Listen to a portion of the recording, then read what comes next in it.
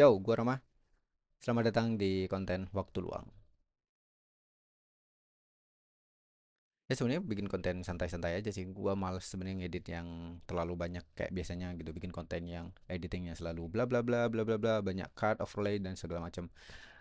Ya gue pengen santai-santai aja sih bikin konten-konten yang cuma record paling ngedit overlay overlay dikit lah gitu. Ide ini gua dapat di malam ini juga saat video ini di record.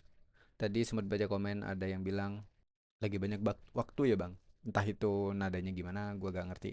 Cuma dari situ gue kepikiran kayaknya iya sih memang gue lagi banyak waktu dan gue pengen memanfaatkan waktu gue aja sih kayak kayaknya oke deh bikin konten yang dia gini-gini aja gitu, ngobrol-ngobrol sendiri aja gitu dan menceritakan apapun lah, entah entah ke depannya ya, karena gue pikirkan hanya menceritakan tentang apa yang gue lakukan selama gue waktu luang gitu. Konteksnya masih tetap bersinggungan dengan yang namanya visual art yang jelas. Gua masih tegang sih. Bikin konten, bikin kontennya masih terlalu tegang sih. Santai-santai aja ya.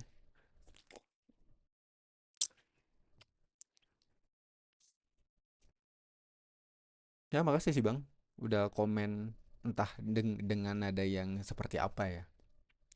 Yang jelas gue jadi punya ide gitu. Gue mau bikin konten apa gitu. Sebenarnya ada beberapa ide yang belum dieksekusi juga buat konten YouTube. Cuma butuh persiapan lebih untuk konten yang ya ide yang udah gue siapin gitu. Kayaknya untuk awal-awal ini dulu deh sambil nungguin short gua, video-video TikTok dan Instagram gua kan gua upload di YouTube Short. Entah itu akan membantu jam tayang atau gimana. Ya gua hanya bisa melempar aja berharap suatu saat itu akan menjadi sesuatu gitu, sebuah hal yang menguntungkan bagi gua. Di konten kali ini gua pengen ngebahas soal apa yang gua lakukan di waktu luang gua di bulan Februari kalau gak salah, di bulan Februari. Ya ya, bulan Februari ya kalau gak salah. Untuk mengisi waktu luang gue yang banyak gitu, gue melakukan belajar lagi dari awal, belajar fundamental dari awal, eh, se- selama 1 jam, saat 1 jam dalam satu hari. Ih, kenapa gue kaku banget ya, kelamaan gak konten gak? 1 jam sehari, gue meluangkan 1 jam sehari untuk belajar fundamental lagi gitu.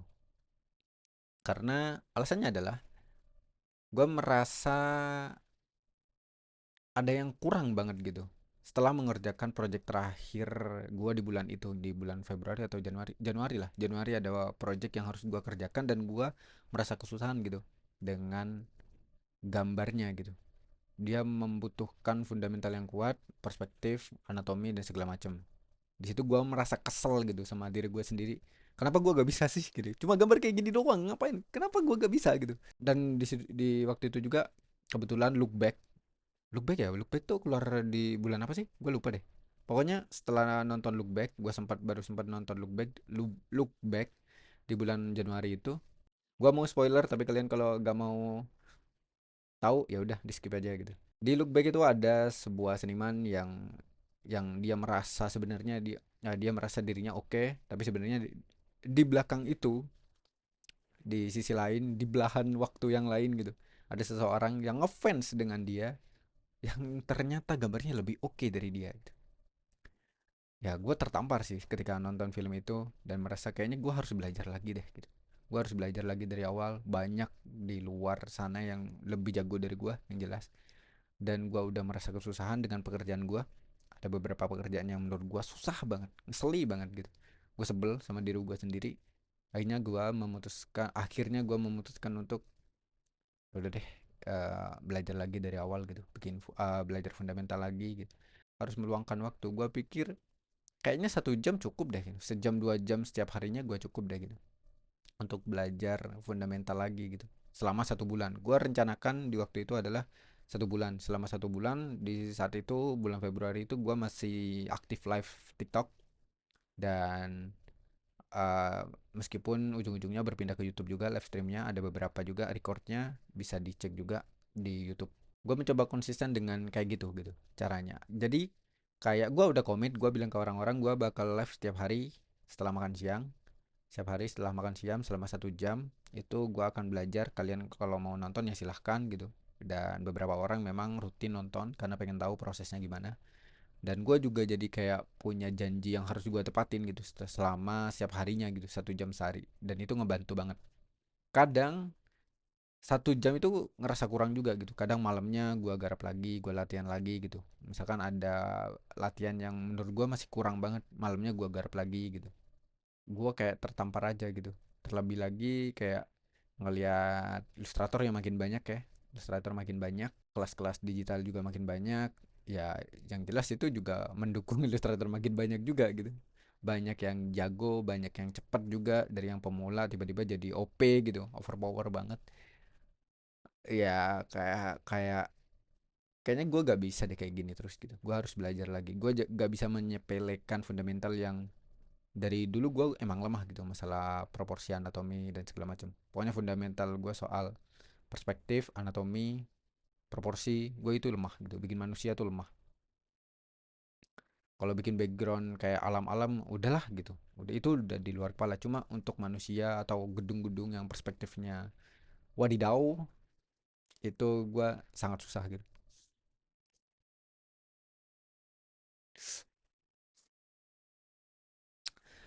Yang gue lakukan di beberapa hari pertama ya, gue langsung jam si jam anjay jam, gue langsung lompat aja ke apa yang gue pelajari selama beberapa minggu lah, 3 minggu, 3 minggu, 4 minggu, ya hampir sebulan lah. Itu gak sebulan, 30 hari pas, karena di bulan Februari cuma 28 hari atau 29 hari ya, gue lupa kemarin. Jadi gue belajar ini. Oke, ini adalah gambar di hari pertama gue latihan. Kalau kalian lihat ya kacau. Ini di hari pertama gue, 1 jam pertama di hari itu gue bikin wajah lah, coba bikin potret wajah kayak dulu gitu. Kira-kira gimana sih, gue pengen tahu kemampuan gue sampai mana sih sebenarnya gitu. Kalau kita play time lapse nya, kira pelan aja. Gue mencoba bikin dari fundamental yang pakai kotak-kotak gitu kan, dan ternyata hasilnya gak bisa gitu. Gue gak bisa pakai yang kotak-kotak gitu, langsung kotak-kotak, ternyata ya lemah. Tapi ketika gue bikin yang langsung dari bulat, terus kayak langsung jadi manusia gitu, bisa cepet gitu. Ini aneh nih, ini sebuah hal yang aneh menurut gue gitu. Kenapa gitu? Kenapa gue kesulitan gitu bikin kepala dari bentuk dasarnya gitu, yang pakai kotak-kotak bulat segala macem itu. Tapi ya udahlah, di hari pertama gue latihan dan ini hasilnya. Gue tunjukkan juga di publik gitu, gue kontenin juga, ada beberapa konten pendeknya juga, kalian bisa cek juga di Instagram atau TikTok. Di YouTube juga mungkin akan terupload nantinya, entah tanggal berapa. Ya gue tunjukin aja kalau memang di hari pertama yang gambar gue gitu jelek nih gitu. Gambar gue emang jelek di hari pertama, mau gimana lagi gitu. Akhirnya gue lanjut di hari kedua, yaitu gue mencoba menerapkan apa yang diajarkan guru gue. Gue punya guru di SMP yang ngajarin gue gambar realis dulu. Ya udah, gue kembali mengulang bagaimana dia mengajari gue gitu, gimana cara guru gue waktu itu gitu. Yang pertama adalah, kalau di guru gue ya, ini terlepas dari kelas-kelas online di luar sana gitu, yang mungkin punya caranya sendiri untuk ngajarin orang. Kalau guru gue sendiri gitu, gue diajarin langsung gambar wajah gitu. Awalnya disuruh bikin wajah full untuk mengetahui seberapa jauh skill gue gitu. Setelah itu, setelah ketemu, oh ternyata masih sampai sini, ya udah diajarin untuk bikin perbagiannya dulu gitu. Akhirnya gue belajar bikin mata dulu gitu, mata cowok dan cewek. Gue membedakan gimana caranya membedakan gitu. Kalau yang cewek kan dia lebih lengkungnya lebih lebih luas gitu ya. Kalau cowok kan lebih kayak patah-patah gitu kan. Cara membedakannya kayak gitu. Meskipun di realisnya ya, di realisnya tuh gak terlalu kelihatan juga gitu sebenarnya. Kalau kita ngelihat mata mata orang gitu. Misalkan kalian punya pacar lah, kalian ngelihat mata cewek gitu. Sebenarnya ya ada juga yang mata cewek yang ada tajam-tajamnya juga, yang agak kotak-kotak itu ada juga sebenarnya. Cuma untuk membedakan gitu, untuk ngeliatin kalau ini nih lentik gitu, ya udah pakai ini yang garisnya lebih luas gitu. Ya tapi memang karakter cowok memang kuat banget sih. Kayak kelihatan kaku-kakunya ada gitu, patah-patahnya ada. Jadi gue mempelajari ini dulu, gambar mata dari samping, dari depan gitu, yang akan diterapkan nanti di buku anak gitu, kayak gini. Apakah berguna? Berguna banget. Berguna banget tetap. Meskipun gambar gue sekarang lebih banyak buku anak ya, tapi tetap kepake semuanya. Semuanya bakal kepake. Terus gue tetap gue belajar dari awal lagi nih, kayak gini nih. Gue belajar pakai garis-garis gini, batasan-batasannya gimana, terus jarak antar mata gimana, bulatannya itu gimana gitu. Gue belajar lagi bener-bener arsir yang kayak manual gitu, meskipun di digital ya, meskipun ada Ctrl Z juga gitu. Dan gue juga gak berusaha gak memutar kertas juga, karena guru guru gue mengajari, masih kaku banget dah ngonten kayak gini. Karena guru gue juga mengajari jangan kertasnya yang muter, jangan kertasnya yang muter, kita yang muter. Akhir maksudnya bukan muterin kertas juga sih, lebih ke tangan kita yang muter gitu. Kan arah arah arsir tuh kan kayak gini, itu kita bisa kayak gini gitu, jadi tangan kita yang muter gitu. Gue udah jadi kayak gitu. Hanya gue belajar mata dulu segala macem pakai garis-garis kayak gini, meskipun dari atas gue pakai garis, bener-bener ngulang dari awal. Ini 1 jam, 1 jam sehari segini, 1 jam. Ini besoknya 1 jam gitu, ini besoknya 1 jam, ini gitu. Skit berapa hari ya kira-kira, mungkin 3 hari lah mungkin gambar mata ini, gue lupa deh berapa hari yang ini, 1 2 3 4, mungkin 4 hari, 3 4 hari, sekitar itulah bikin mata gitu. Setelah itu lanjut bikin hidung. Gue belajar dari awal lagi, dari yang lingkaran-lingkaran gitu. Kalau guru gue dulu ngajarinya pakai kayak gini nih, lingkaran. Aduh, nih masih ada thumbnail, untuk thumbnailnya masih ada nih. Ada lingkaran-lingkaran kayak gini pakai garis, terus baru dijadiin kayak gini kan. Terus gue belajar di online juga, gue cari cara yang terbaik gitu untuk menggambar hidung, mungkin dengan cara kayak gini, pakai bentuk dasarnya kayak gini gitu. Gue pelajarin gitu, gue belajar lagi dari awal gitu. Bagian kayak gini ngasih cahayanya, ini bulatan bulatannya masih kelihatan kan, kayak gini. Ini cewek, ini kan tadi cewek nih. Apa yang membedakan ya, gue lupa deh. Oh iya, sama garis-garisnya juga, garis-garisnya lebih luas kalau cewek, kayak bentuk-bentuknya. Kalau cowok kan kayak lebih ada patah-patahnya gitu loh. Ini yang cowok, ini yang cewek gitu. Kalau gua mungkin cara bikinnya.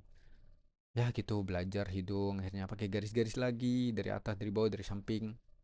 Ini berapa hari gua lupa deh. Terus lanjut di beberapa hari kemudian, gua udah lupa karena berapa hari. Kalian bisa tonton aja kontennya di Instagram atau di TikTok. Ada kok pokoknya konten pendeknya gitu yang gua bahas di sana. Kayaknya gua bahas, gua lupa deh di hari keberapa pokoknya. Atau kalian bisa cek di YouTube, kan ada hari pertama, hari kedua, ada semuanya di situ. 28 video kalau nggak salah. Video record live sih sebenarnya, replay dari live streamnya gitu. Terus lanjut setelah hidung ya udah bikin bibir gitu kan. Bikin bibir, jadi pakai yang teknik kayak gini nih, yang lingkaran gitu. Ini kalau laki-laki, kalau cewek gini. Kalau cewek sama, lebih kayak garisnya lebih luas, lebih lembut gitu, kelihatan lebih lembut bibirnya. Kalau cowok kan kayak kering gitu kan, miskin. Kayak nggak kerawan gitu. Nggak juga sih, nggak kayak gitu. Pokoknya kayak karakternya tuh kalau cowok kayak kuat aja gitu, daripada cewek tuh kelihatan luas gitu bentuknya gitu, kelihatan zigzag ya. Meskipun ada juga cowok yang bibirnya tuh memang kayak cewek gitu, cowok-cowok cantik atau semi cowok cowok. Nggak juga, nggak, damai damai. ah di situ lanjut bikin telinga. Ya membedakan agak susah sih, kalau telinga cowok cewek agak susah sih membedakannya sih. Kalau gue ya, gue masih mungkin cara membedakannya dengan bentuknya juga, bentuknya yang lebih luas, garisnya yang lebih luas. Kalau gue yang pelajari ya udahlah, gambar telinga aja gitu semuanya. Nah ini telinga yang realis ini akan berguna ketika gue nanti menggambar ini, karena mau bentuknya kotak, mau bentuknya kayak gini, mau bentuknya kayak elf, semuanya sama gitu.